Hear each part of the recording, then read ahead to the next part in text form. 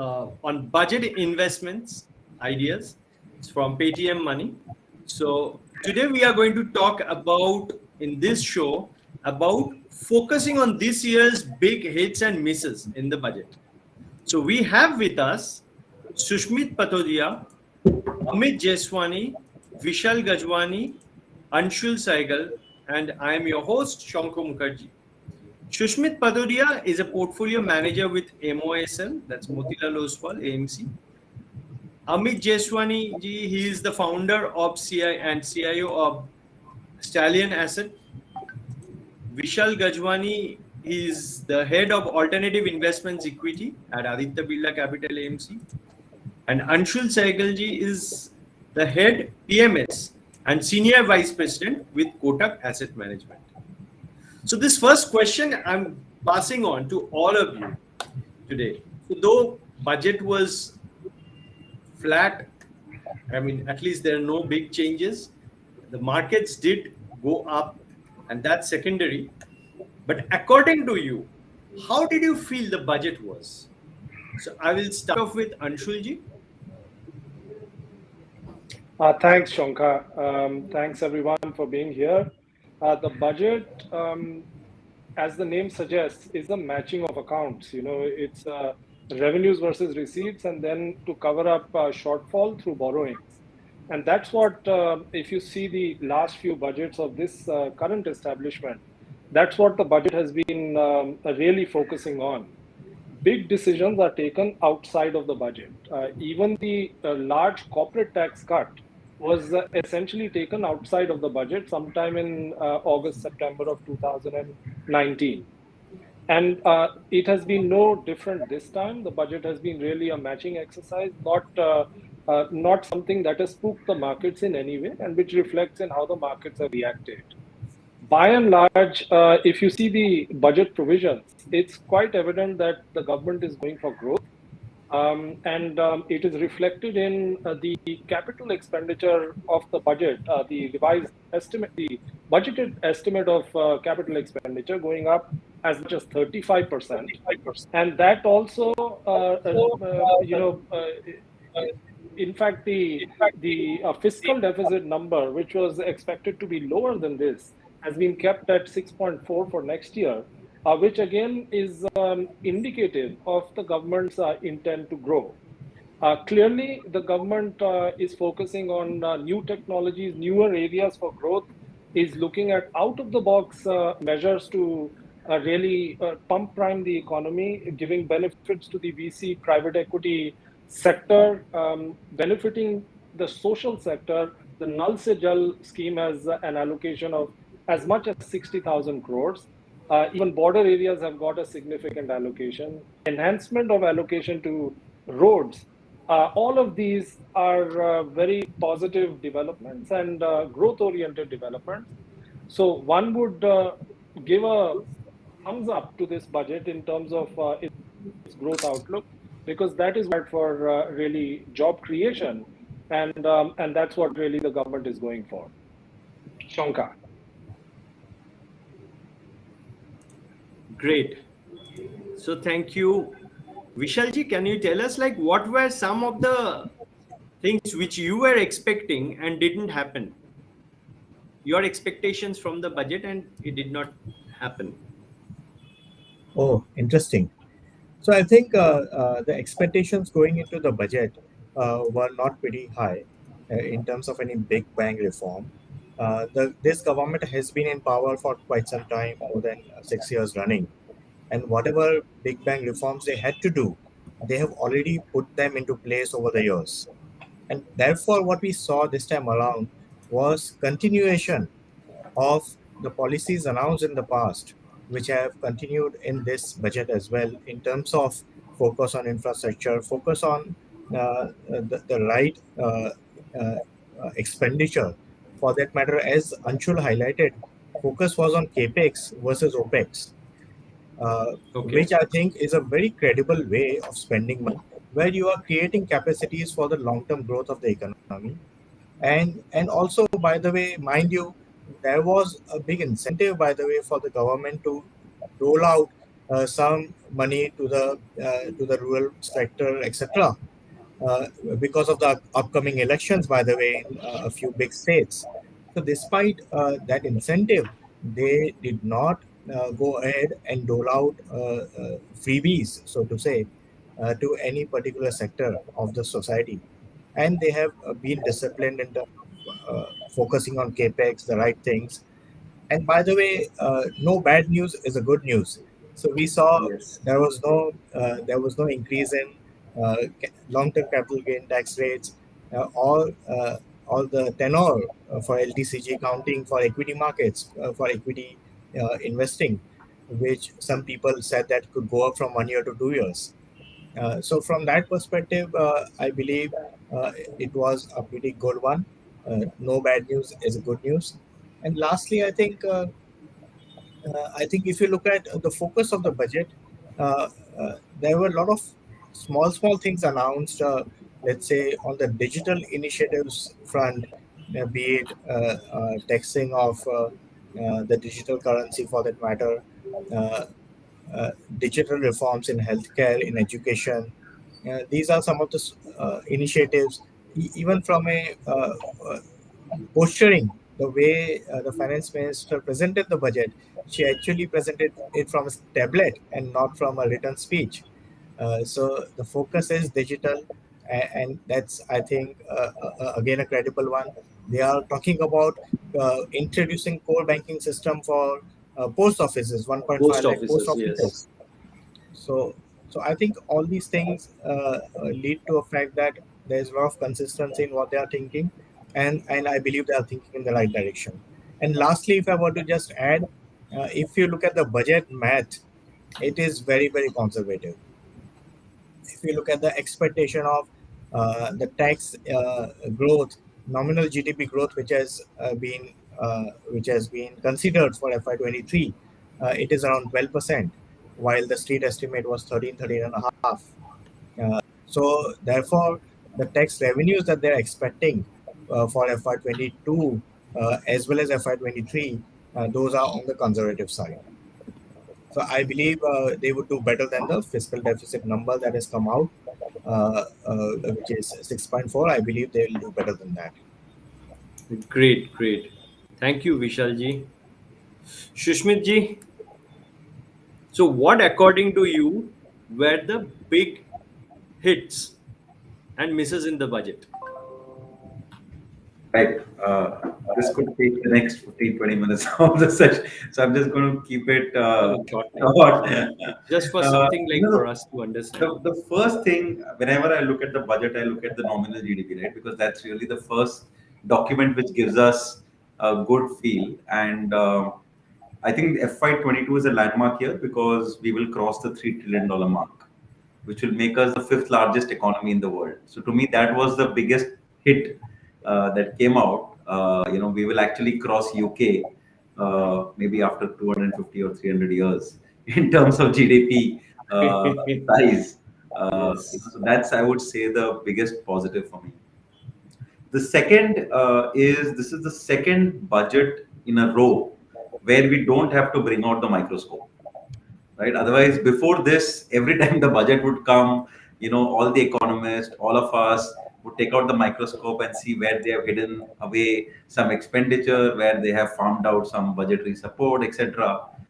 This is the second budget in a row where actually you don't need a microscope. I call this the telescope budget and not the microscope budgets that used to be the trend in India 2 years ago.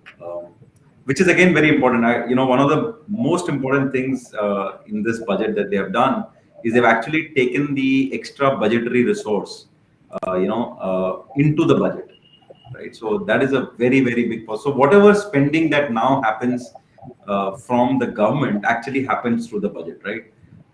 It's not how it used to be. And lastly, the biggest hit, just the signs of times is this is the first budget again in a decade, I think, where there is no provision for capital infusion in PSU banks, right? So, I think, these are some of, I would say these are the markers of long-term reforms that you undergo, that you undertake, and this is the fruition of it, right? Imagine no capital infusion in PSU banks. If somebody had told you this 4 years ago or 5 years ago. So this is what I would say to me are the very, very broad macro hits of the budget. Misses, I think the biggest miss that is coming out for me is government doesn't know how to spend the money. Right? I think that is clearly the message coming out, because the cash of the government with lying with RBI is now touching 5 trillion rupees. They have rolled in all the extra budgetary support into the budget, and still the fiscal deficit. And after, as Vishal said, they've been super conservative on tax revenues, and despite that, the fiscal deficit is under control. So I think government is probably cautious. I mean, we should not forget COVID is still around, right? Maybe the government is still cautious. So that is, to me, I would say, the biggest miss, which is how do we spend the money? How do we spend such a large amount of tax buoyancy that we have? Right. Thank you, Susmit. Amitji, what's your take on this budget? Ankaji, we were going into the budget. Good evening, everyone. We were going into the budget with no expectation. We've come out of the budget being happier. There's been nothing, no large taxes on the rich. It's been pretty much the same. I'm happy to see that corporate tax has done well. We're now at the same level. After the tax cuts, we're still at the same levels so in 2019, before we had the tax cuts, the corporate tax revenues were 6.5 lakh crores. Now we've reached broadly the same number this year, even after large tax cuts on the corporate tax. The budget was a decent budget. It was probably, this is my understanding, that today the finance minister seemed poised like a proper leader. She knew what she was doing, and she's got it right. No large tinkering with the economy. She's already announced large PLI programs of 2 lakh crores last year. The game shifts to execution. They've got the divestment thing right. At least the first divestment we've been seeing for a very long time. They've got it right with Air India. I hope they can get it right with LIC and all other. And they've been very conservative with 65,000 crores of divestment target, right? So if they can get BPCL or a few more things going on for them, as Susmit ji said, you'll be very surprised with the fiscal deficit number. It can be probably below 6% also. So it may surprise the street, but the economy looks like a growth economy right now. So I don't see any problem. So the biggest risk to the markets that's what we focus on was Fed and not the budget this time. And yes, so now the Fed is very clear. The budget's out of the way. So there are no large events for the markets per se right now. It focuses back to earnings growth. So everyone's going to forget the budget tomorrow, and we move on back to the markets, back to earnings. So it focuses back to earnings. Right. Very true. So my next question to Anshul ji, again to you. So India's economic growth in the current year is estimated to be 9.27%, the highest among all economies. How do you foresee the next fiscal? So how do we grow?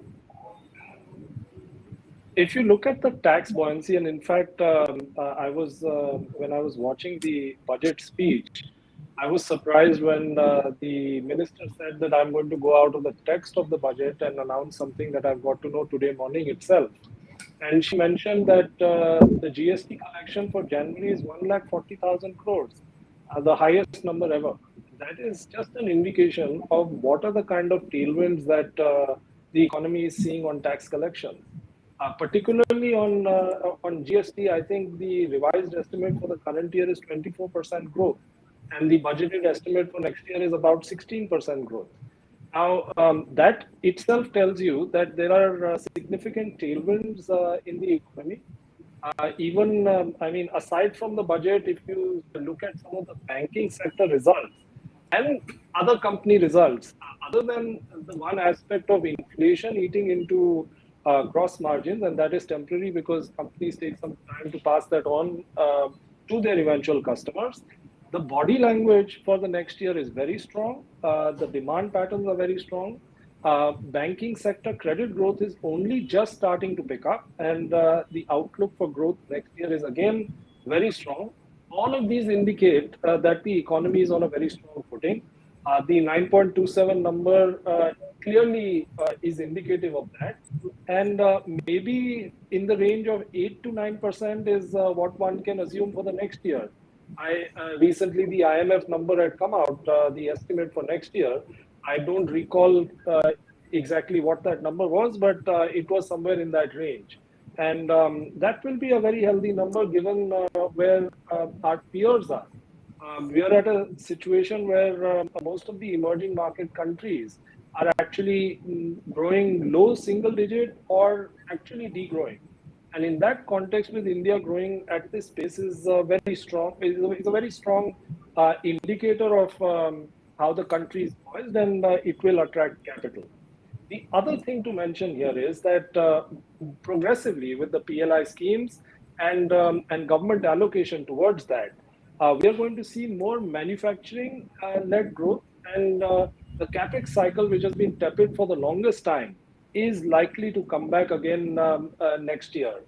Government has, with 750,000 crores kind of allocation to capex, government has given a primer to what can happen, and they're egging on the private sector to actually come in and spend.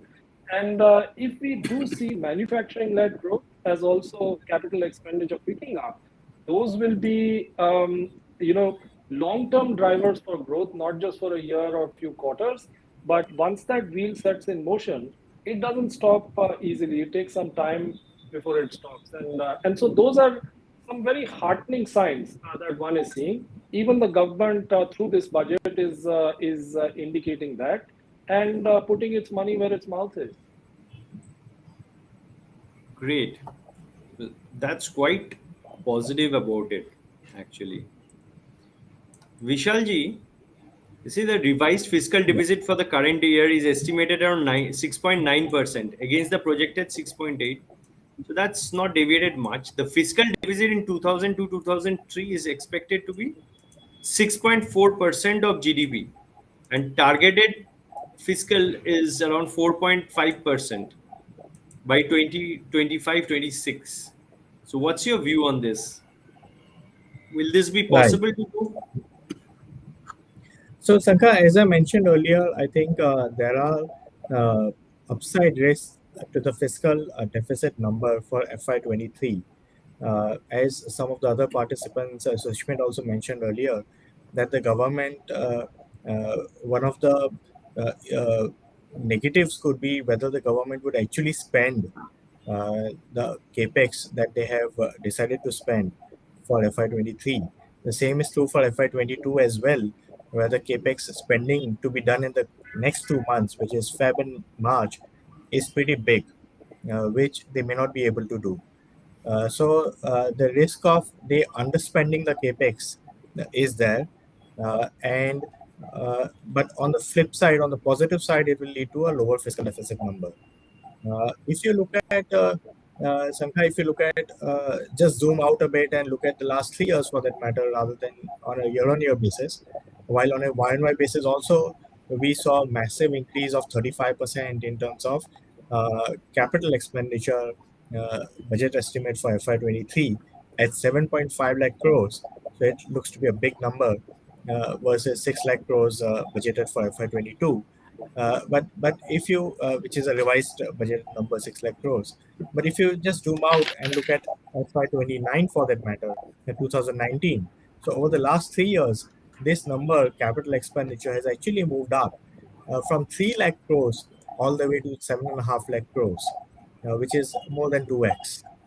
Similarly, if you look at the road sector, where the budgeted construction of road kilometers is around 25,000 kilometers of roads for FY23. And if you look at this versus 2019, that number was around 10,000 kilometers for the full year. So 10,000 going to 25,000. And so is the case with the entire capex going up from 3 lakh crores all the way to 7.5 lakh crores. I think there are downside risks. There are risk of undershooting this, and and uh, and consequently, on the flip side, you might have a conservative this thing. So far as the glide path is concerned, Sanka, as you mentioned, 4.5% to be achieved fiscal deficit number by FY26. I think that will require a 50 basis points adjustment on an annual basis as we move forward, and that I believe is doable if there are no macro shocks that we saw in the economy because of COVID or some other macro shocks globally. If they were to come, then it might be difficult to achieve. But on a steady state basis, I think reducing fiscal deficit by 50 bips every year, I think it's very much doable. Shankar, if you permit me, Hope that happens. Shankar, if you permit me, I'll just weigh in here for a minute. जैसा विशाल जी कह रहे थे कि 6.4% fiscal deficit number थोड़ा conservative लग रहा है. अगर हम टोटल रिसीट्स देखें हमारा जो कि नेक्स्ट ईयर का बजटेड एस्टिमेट है, तो वो टोटल रिसीट्स ग्रोथ सिर्फ 6% का दिखाया है इस साल बजट में, जो कि उससे पहले के साल में मतलब FY22 में कुछ 27% का टोटल रिसीट्स है. और इसमें अगर इसको थोड़ा ब्रेक करें टैक्स रिसीट्स में और जो नॉन टैक्स रिसीट्स है, तो हमारा जो टेलीकॉम का रिसीट्स है वो पिछले साल में कुछ 72 या 75,000 करोड़ का था, जो कि नेक्स्ट ईयर में बजटेड रिसीट है कुछ 53,000 करोड़. सो 20,000 करोड़ कम हो गया वहां पे. और सेकेंडली अगर हम जो डाइवेस्टमेंट का रिसीट्स है वो देखें, तो वो कुछ 75,000 करोड़ का डाइवेस्टमेंट रिसीट्स लास्ट ईयर का बजटेड है FY22 का, और नेक्स्ट ईयर का वो नंबर रिड्यूस होकर 55,000 करोड़ हो जाए. अगर हम सिर्फ एक ही डाइवेस्टमेंट देख लें जो कि LIC का है, उसमें हमारा कुछ 75,000 to 1 लाख करोड़ का डाइवेस्टमेंट नंबर आता है.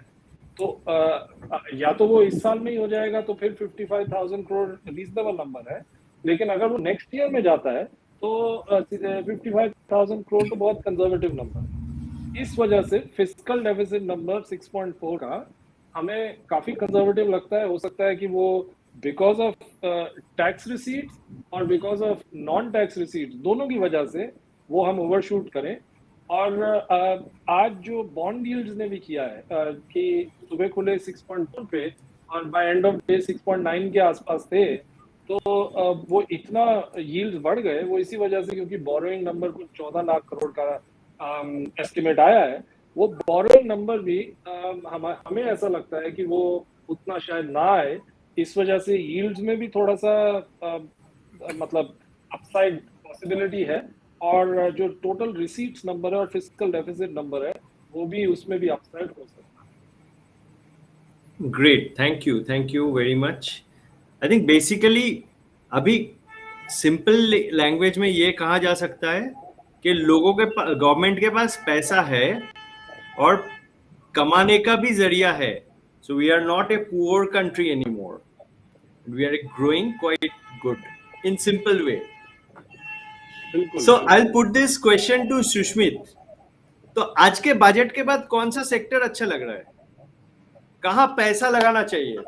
ऑफ कोर्स पूरा इंडिया में लगाना चाहिए, बट कहाँ लगाना चाहिए आप बताओ.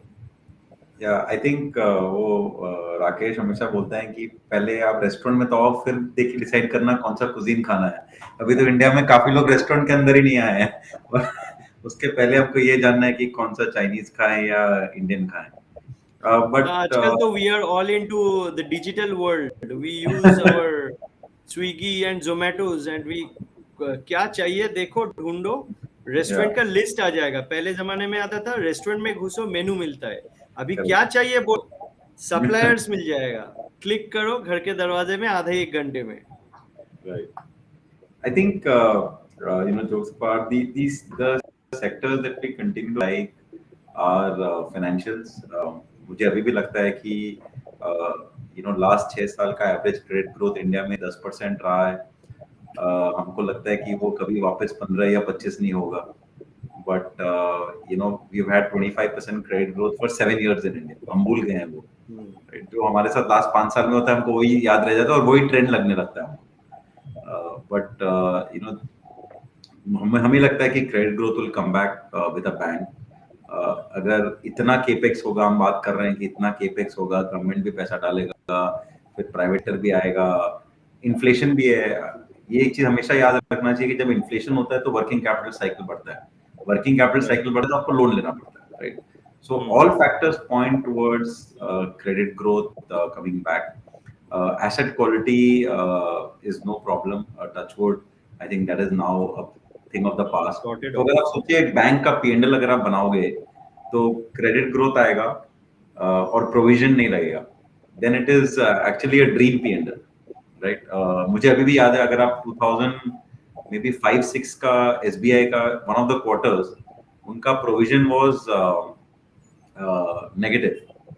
आप सोच रहे हो, which means that they actually had a provision right back, right? We have seen in the last 4 or 5 years provision being more than operating profit. The loss, the loss comes. But there have been quarters where provision was actually negative. So we think that those times will come. So that's why we are very, very bullish on lenders and financials. That is one sector. Second sector is Kotak this quarter. sorry, Amit. Go ahead. Kotak had that this quarter. Kotak had a negative provisions of 100 crores this quarter. Yeah. So that there you go. Kotak had, I think, Catholic City, CSB Bank. I could hear you. I said Kotak had a negative. So Susmit was speaking about negative provisions, Okay, right? Where you have a write back, where you have more recoveries than what you are providing for. That is what happened in Kotak this quarter. Yeah. Okay. Yeah. It has happened for one more bank, a smaller bank of South India. So you can see that trend happening. So that is one space. The second is, consumer discretionary, connected to real estate. We think that is another whole space that will do very well. We have been selling 2.5 lakh houses in India per year for the last 7 years. And if real estate boom is here and like how everybody is talking, then this 2.5 lakh houses should go to 5 lakh, 6 lakh houses. So anything connected to real estate that goes into a house, whether it be tiles, ceramic, sanitary ware, you name it, that is the other segment that we are bullish on. Great. Amit, what's your take? आपको क्या अच्छा लग रहा है? Ranka, we are super positive on technology, the services side. Even on the consumer tech, sometime they will bottom out, and sometime. But we need to the ones who start where the expectations of profitability starts coming in. These are very long-term stories, and that is where hyper scaling and hyper growth and hyper market cap creation will happen. There are only 3-4 sectors where market cap creation happens, Sankaji: consumer, financials, technology, and pharma. Those are the only 4 sectors where we invest. So we do not do commodities, government stocks, all that we don't do it. That's our fundamental way of looking at things. So coming to the consumer side, we believe real estate and retail. Real estate, there are 3 ways to play real estate.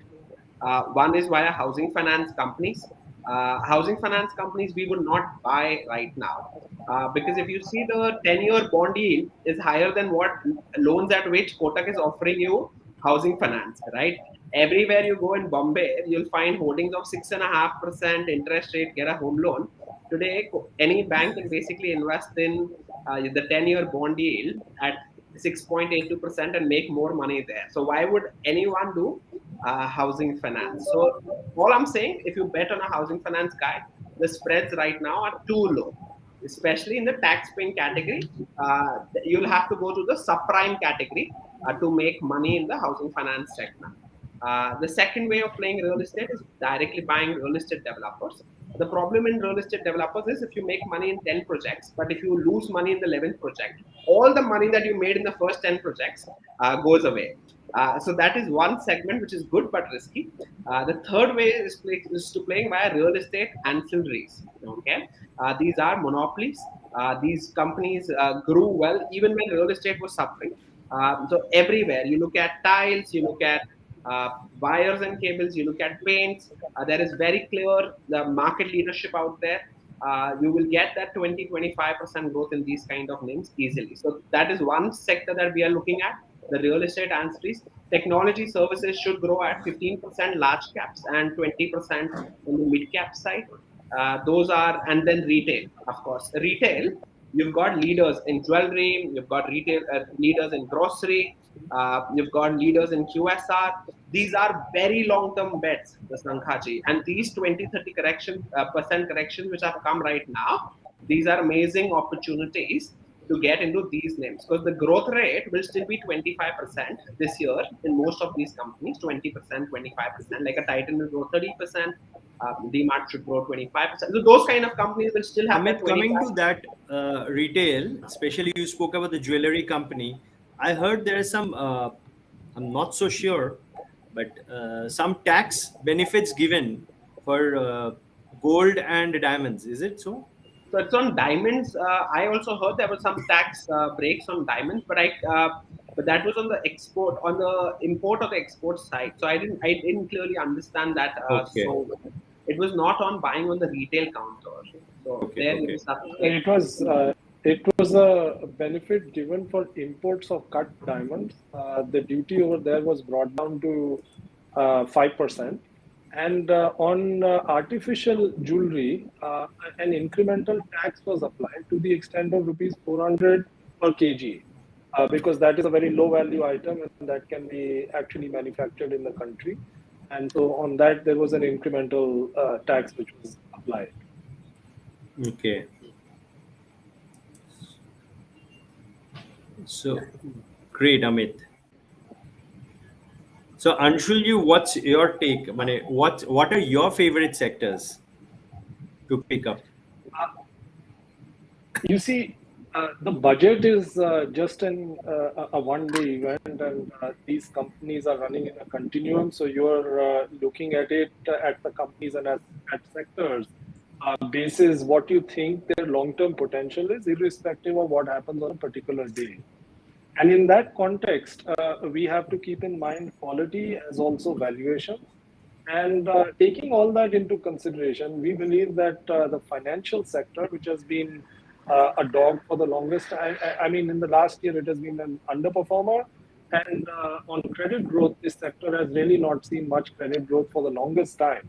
We think that the larger, well-capitalized franchise players are actually going to be big beneficiaries of the credit growth that is impending and which we will see in the coming few quarters and years.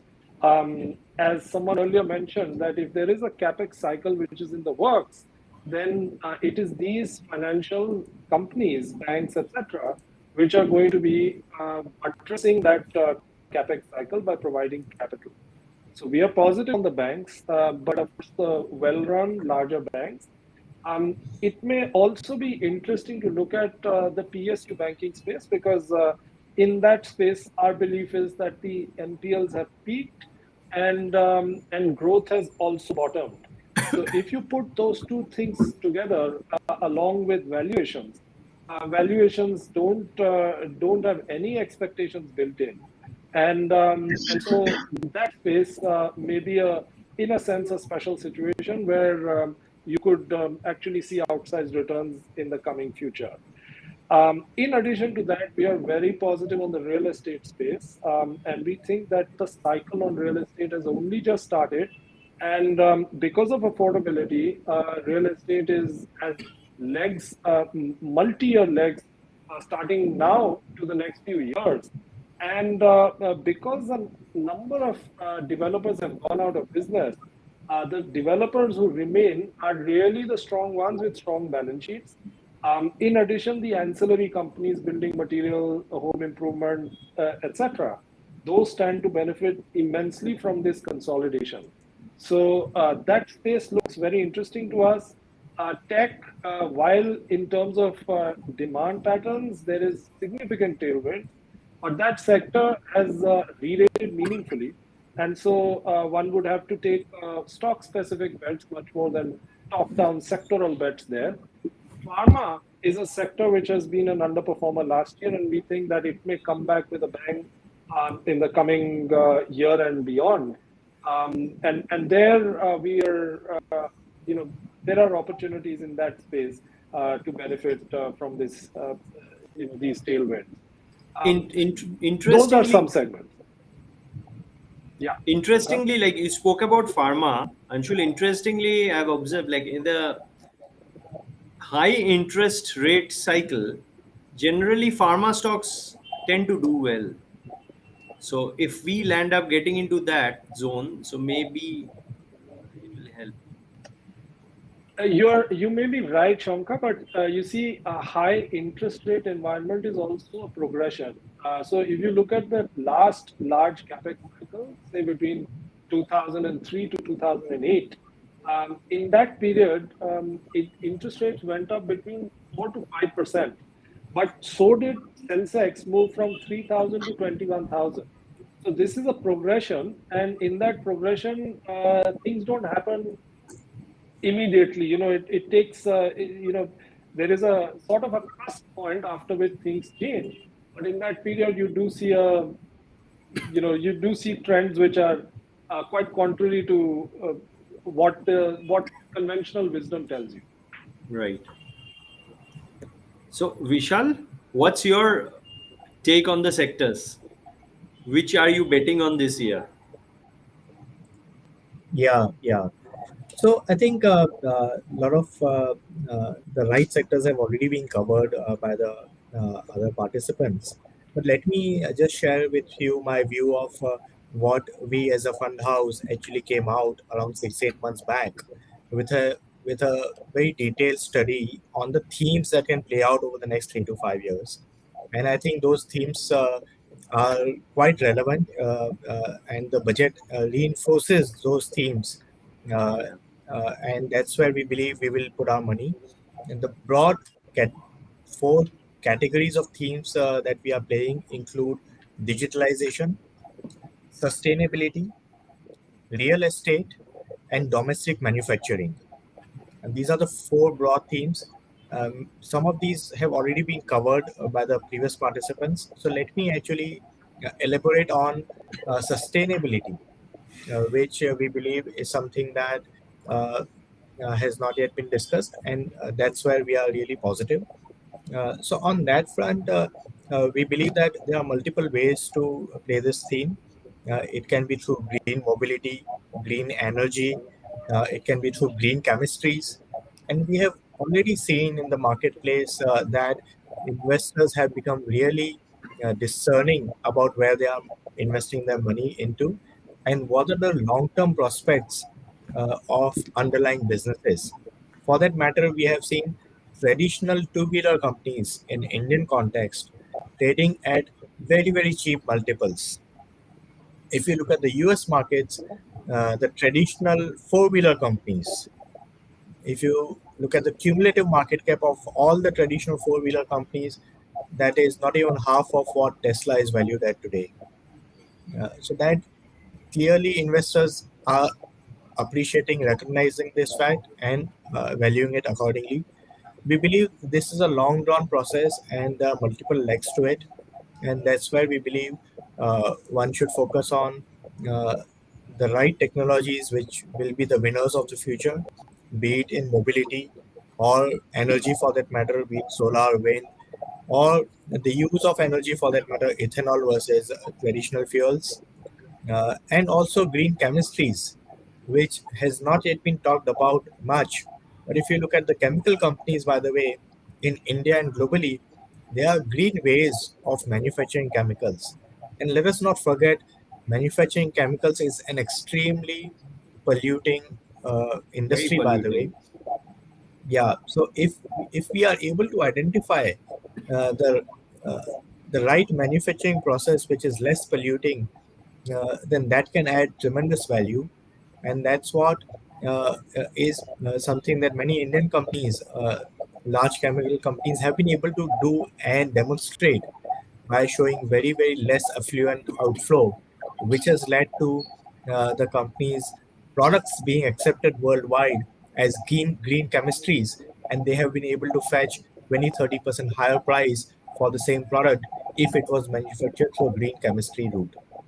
So those are the areas that we are very positive on. Great. I think I'll now start taking up some questions from the audience. So,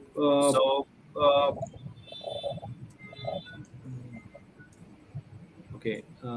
I think Vishalji, can you just mute yourself? I think you have two speakers going on right now. No. Is it better now? Yeah, I think the echo was coming from you. Yeah. So the first question comes again. What would be the change on long-term capital tax above 1 lakh? So I think Susmit has already answered that in our chat, internal chat. So there is no change in tax. So I mean, we Amit are still also going has to the fine print. So if somebody has spotted something, then No, I think over here, maybe I'll add a bit. On the long-term capital gain tax front, the announcement which has been made is that the surcharge is capped at 15%, which means that if the long-term capital gains, and this is predominantly for HNI investors, if the LTCG amount exceeds 1 CR, and sometimes the surcharge goes up beyond 15%, in that case, it will be capped at 15%. So that's the only proposal I am aware of. and there are no other changes for retail investors. Yeah. Then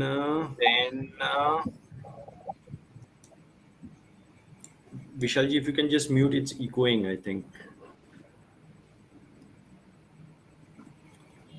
Okay, now the next question is Bitcoin income taxed at 30%.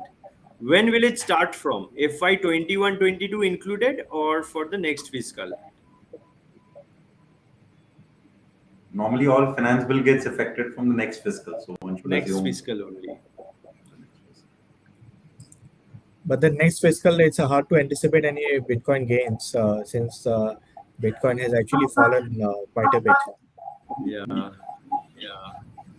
I personally don't track that much. Please talk about how budget has benefited salaried employees. See, if the economy grows, your salary will grow. That's the only benefit that I can speak about. I only know one thing, that one, my take home March is going to remain the same. So based on my performance and my organization's performance, I may get a hike. And investing in India, so as in my hike grows and my hike also gets multiplied. So I think salaried people, for them, this is a good thing. Not much of changes actually. And yes, about which sector is going to grow, we are covering that.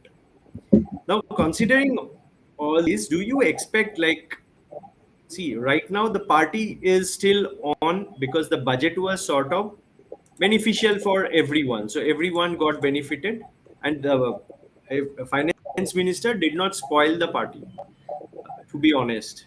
But now there are two other spoilers which we are very scared of. One is the Fed rate interest rate hike, which they will come up hopefully by March. And also not just Fed, the other central banks are also going to look. They are also looking at increasing their rates. So that's the first one. And the second one is the siren of war with Ukraine and between Ukraine and Russia. So how are they going to impact our economy, and how can we safeguard our own personal savings? Any one of you If I can can answer. take, yeah, if I Sure. can take this, actually, for investors, 2020 was a very indicative year on how to approach the markets. Now, you had a once in a century event, which is COVID. It clearly spooked most of the markets. I can tell you that I had no vision into how things will pan out 6 months out. I would assume that most fund managers or even knowledgeable people did not have an understanding of what would happen. But whoever stayed back in the markets actually benefited. Whoever became smart by getting carried away by or prevailing emotions, because the market rallied the.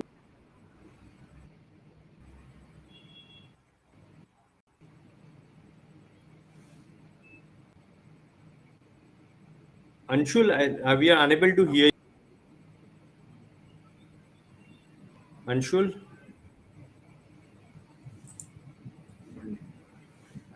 I think there's some network issue at his place. Okay. So any of you can answer that. So Sankhaji, in my humble opinion, the voice is echoing. But hello.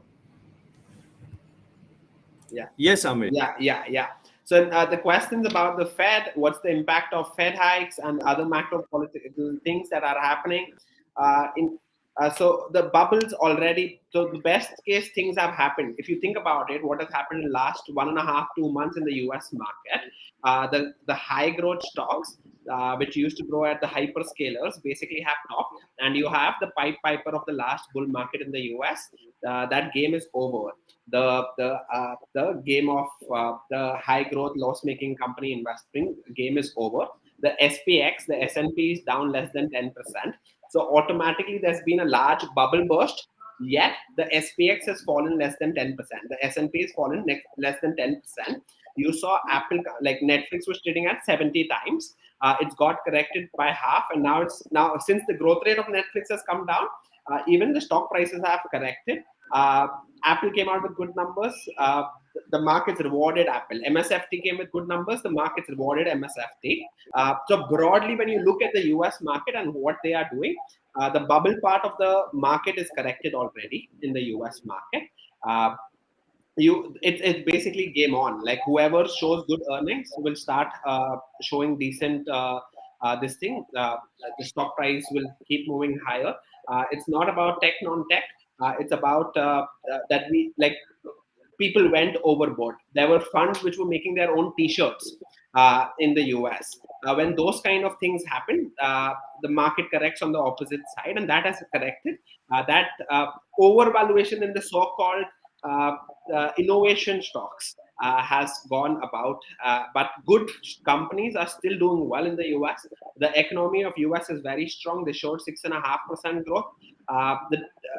The bond yields will basically you will have to see rate hikes in the US, but it's nothing very bad. Fed is very smart.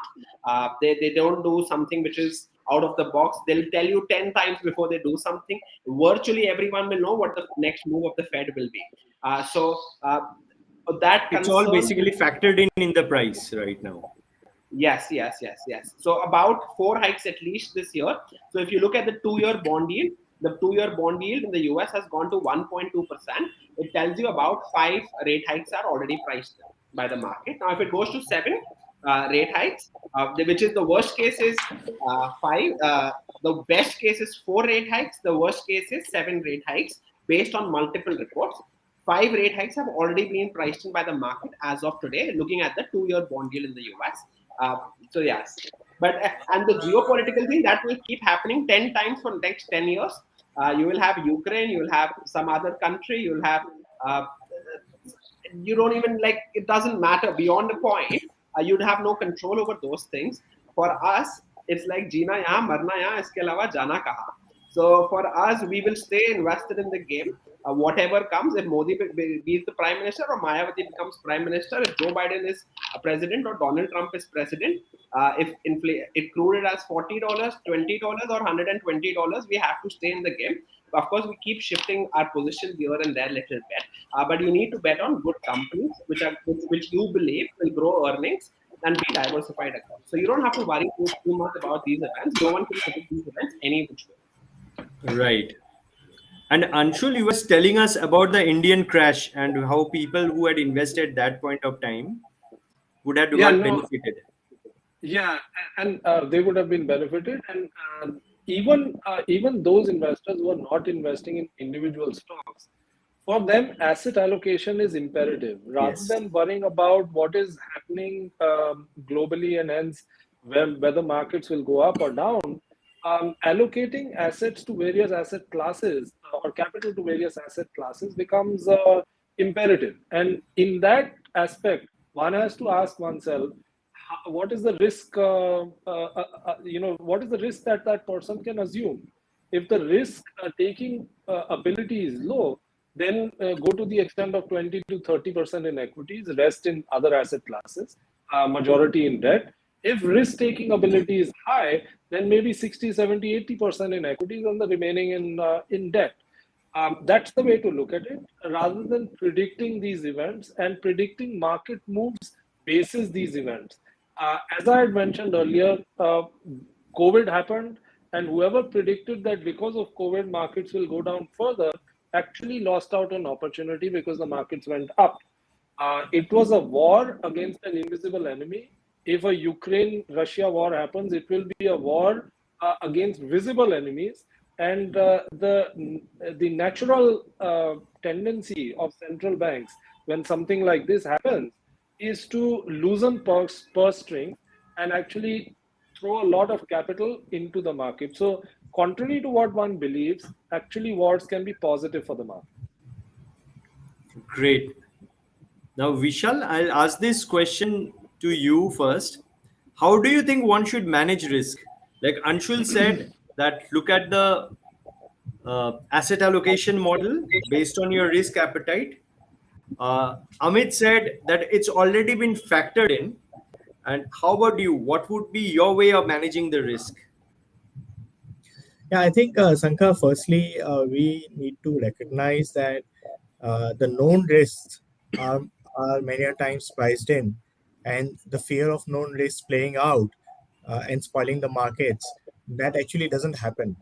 It is only the unknown risks which are not in the domain of existence today, which come as a surprise and take the markets down.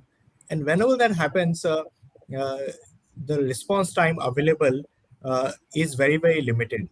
So think of, let's say, now Fed tapering we are talking about for the last 7, 8 years. The Fed tapering first started in 2013. So when it Yeah, started first, it was a big surprise to the markets, and the markets corrected 25% in the subsequent 6 months. Post which we are talking about Fed tapering over the last 8 years, that has not been a big worry because that's something which is in the stream of known risks. Similarly, if you take an example of inflation, interest rates, which we are talking about, inflation is on the rise. Can the interest rates go up? Fed rate hike, for that matter, it comes into the stream of known risks, and that's where we believe, as a house, we believe that the impact has already been priced, and we agree with Amit on that. So far as risk management is concerned, I think there is no other way uh, better than having a disciplined asset allocation, which means that one has to stick to the plan, no matter how the market behaves. If one becomes fearful when markets are down during the COVID bottom, then the investment, the returns go for a toss just by one decision of creating cash at the bottom.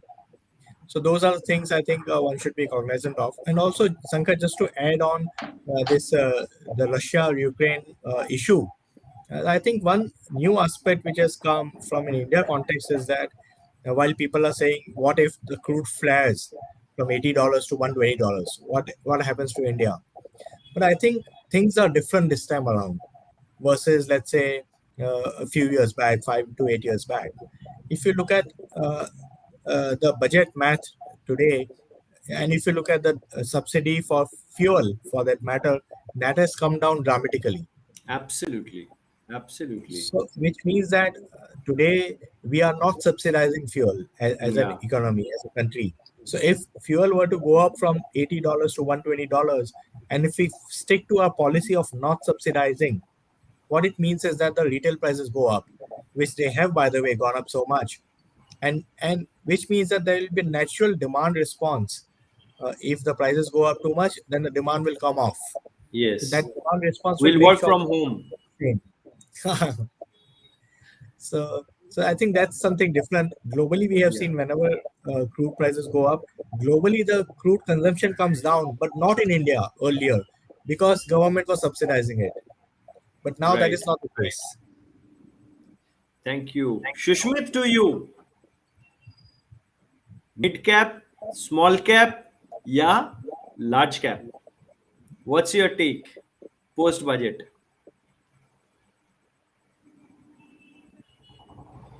Tino, right? Tino, I mean, there is. 5,500. देखिए, I have two thoughts or my personal beliefs. Is when you buy a company, you judge a company, you like the company, you buy the stock, right? Company doesn't know whether it's large cap, mid cap, or small cap, right?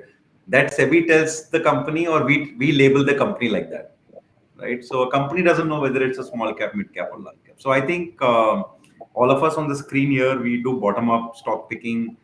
We don't sit and say ki we have to buy 2 large caps, 3 mid caps, and 5 small caps. If it happens to be like that, I think in 2017, if you were to come out and do stock picking, you would have struggled to find good value in small caps, right? Because everything was 2x more expensive than large caps. While on the other hand, we are now heading towards a zone where some of the mid caps, thanks to the way SEBI and AMFI classification is, where 70% of a large pool of money has to get invested in 150 stocks in India, the mid cap valuations are getting a little lofty.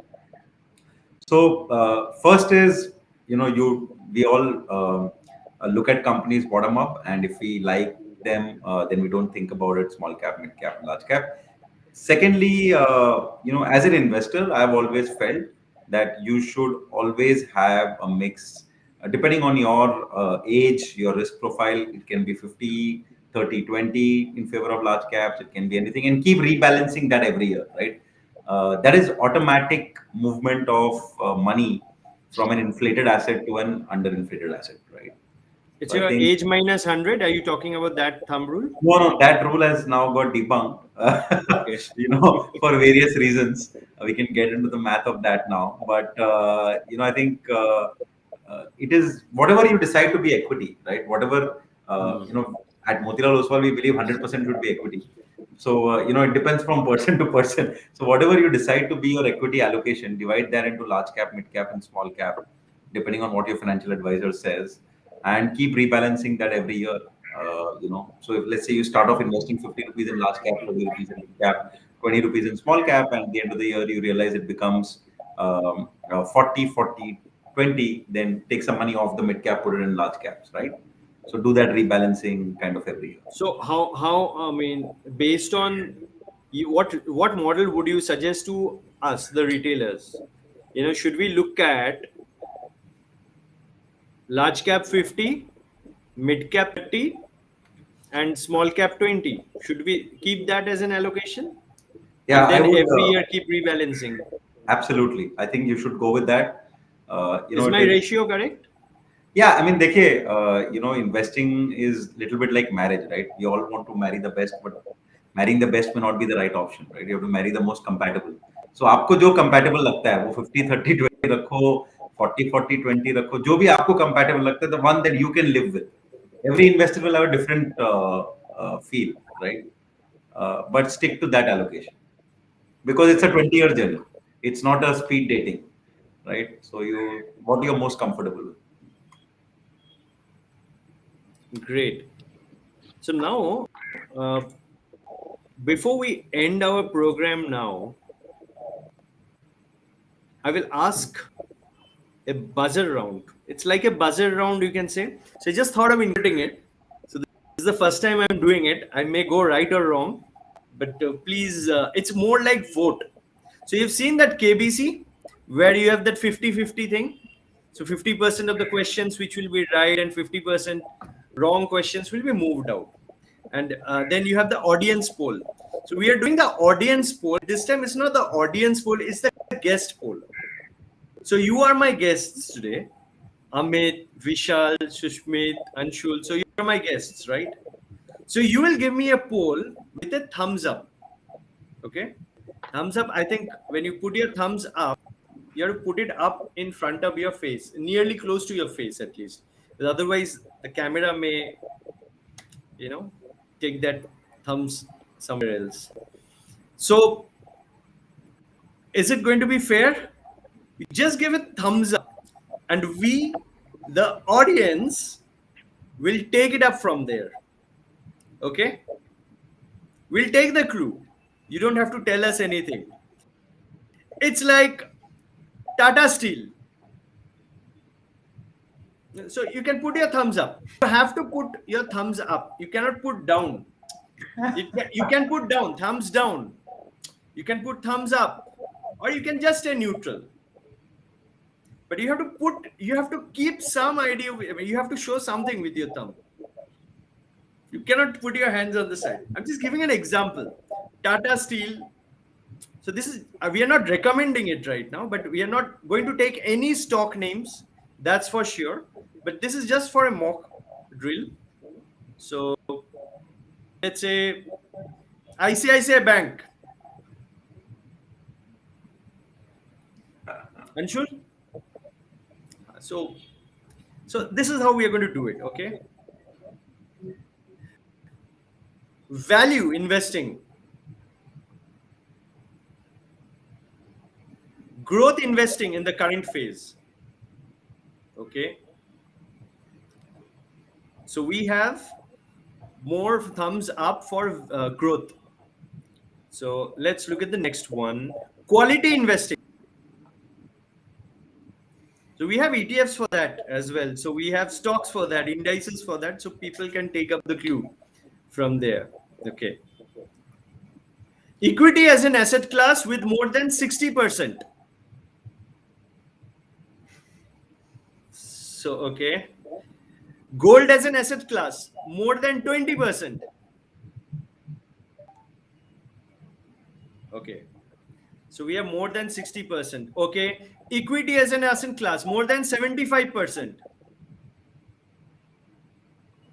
Great. So we know we should keep at least 75% of our portfolio in equity. Our heart lies mostly with large cap, mid cap, small cap. So large cap, mid cap, small cap. So we have more votes. We have mixed votes here. So we have, our votes are distributed, well distributed, but less towards large cap and more towards mid cap and small caps. Now let's look at the sectors. PSU banks. Okay. Banking and financial services. Okay, great. IT index stocks. Stocks from the IT index. Okay. Great. So metals.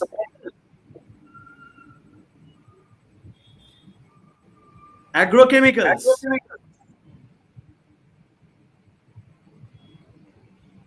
Okay. EduTech. Technology-based education. Automobiles.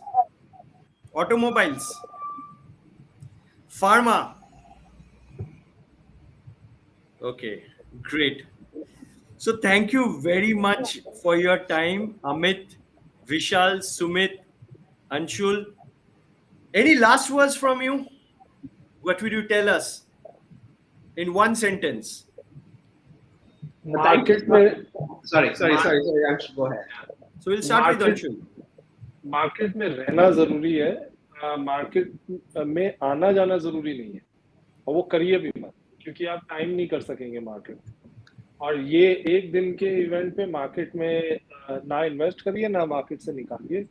Market में जम के बैठिए। जितना पैसा 5-10 साल में market में रह के बन सकता है, वो किसी और एसेट क्लास में नहीं बन सकता। अच्छे फंड मैनेजर को ढूंढिए और उसको बैक करिए और उसको उसमें पैसा डालिए, लेकिन मार्केट में रहिए। अपसाइड डाउनसाइड दोनों आएंगी, लेकिन डाउनसाइड के साथ ही अपसाइड आएगी. Yes. Vishal, any last words from you? I think Advice. the most important thing is to be disciplined in terms of investing, and that can, as Anshul mentioned, that's the key to success. Great. Susmit? I think invested 20 साल में 16 गुना या 20 गुना कमाना है, एक साल में 50% नहीं कमाना है. That is the goal, to earn 16 to 20 times over the next 20 years.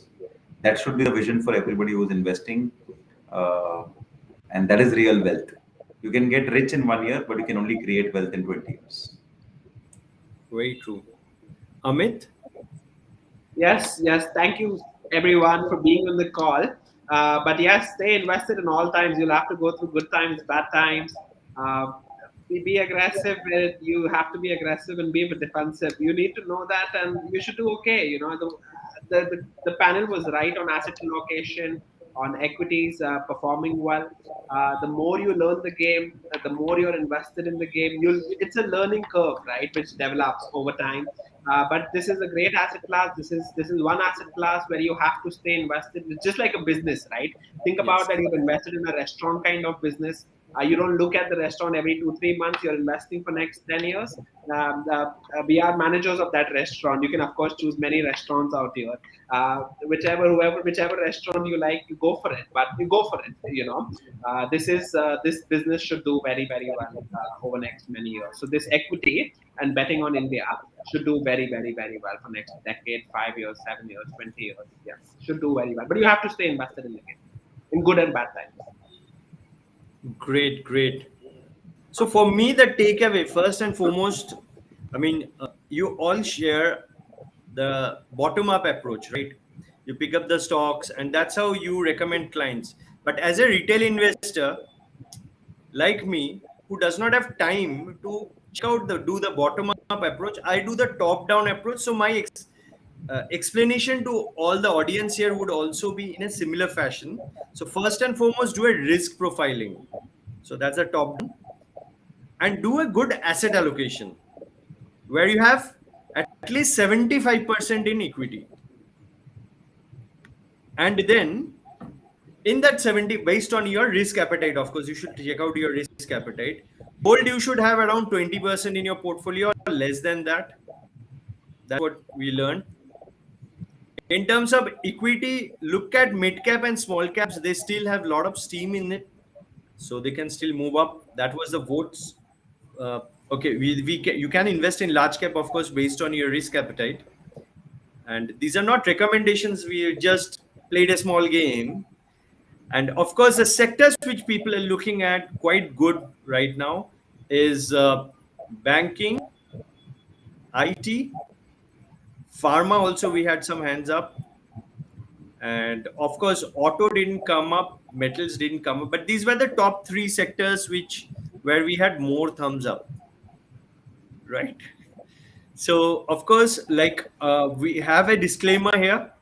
So whatever we shared here today, it's only and only for knowledge purpose.